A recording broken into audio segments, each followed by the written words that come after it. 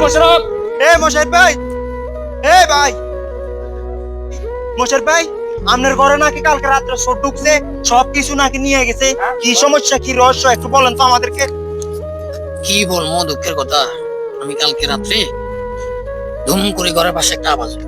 হ্যাঁ, মনে করছিলাম এরপরে উঠে দেখতেছি মানে তেমন লড়াচড়া নাই, মনে ছিলাম এমনি কিছু। এরপরে একটু পরে তাকে দেখতেছি আমার রুমের দরজাটা খোলা। হ্যাঁ, এরপরে দেখতেছি আমার মশারিটা ফালানো। হ্যাঁ, তাও আমি কিছু মনে করি, আমি মনে হচ্ছিল আমার ওয়াইফে মানে ভুলে দরজাটা খোলা রাখছে।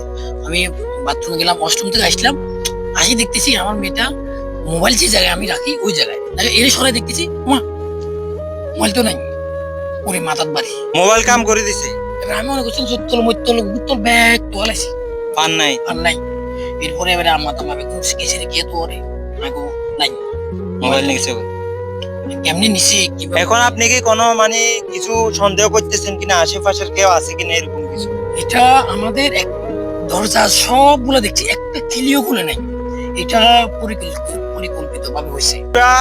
এই যে ভাইটিকে দেখতে পাচ্ছেন, মোশাররফ ভাই, ওনার কালকে মর্মান্তিক ভাবে ওনার মোবাইলটি চোরে চুরি করে নিয়ে যায়।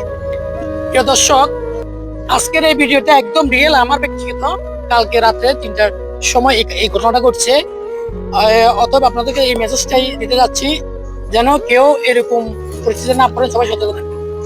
আপনাদেরকে একটা মেসেজ দেওয়ার জন্য আজকের ভিডিওটি করা। সবাই সতর্ক থাকবেন, প্রতিনিয়ত অহরহ চুরি হচ্ছে।